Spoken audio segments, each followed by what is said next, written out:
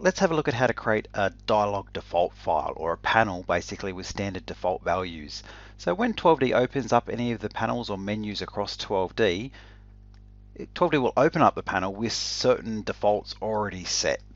Now we can actually keep those values, or you might actually want to customize them a little bit and actually put some information into the panels, so that then whenever I open up this panel, some of these answers and tick boxes are on by default.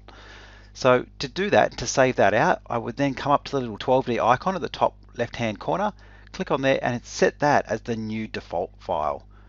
You can see what 12D generates is known as a Dialog default file, or a DDF file.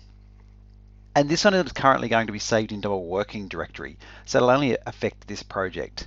If I did want this to be the defaults across every 12D project, I could actually then save it into the user folder, and therefore it would then take effect across all my 12D projects.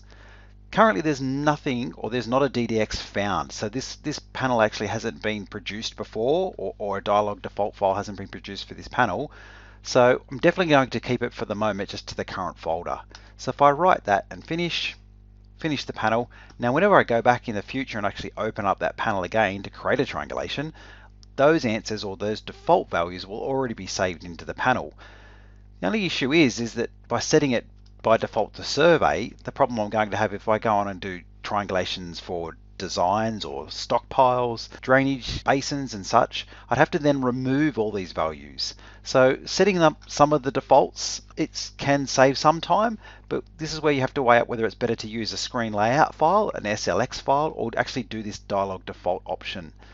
To remove the Dialog default, we just can again click left mouse button on the 12D icon at the top of the menu and come back and reset the menu. Now 12D will then go and have a look and find the DDX file that it's produced, whether it's in the working directory or under the user directory, and it will warn you before it deletes it, but essentially as soon as I hit yes there, it's gone back to the factory installation menu, and so if I come back to the panel again, you can see now it's set just as 12D would as a standard installation. Well, I hope that helps you create some simple Dialog defaults.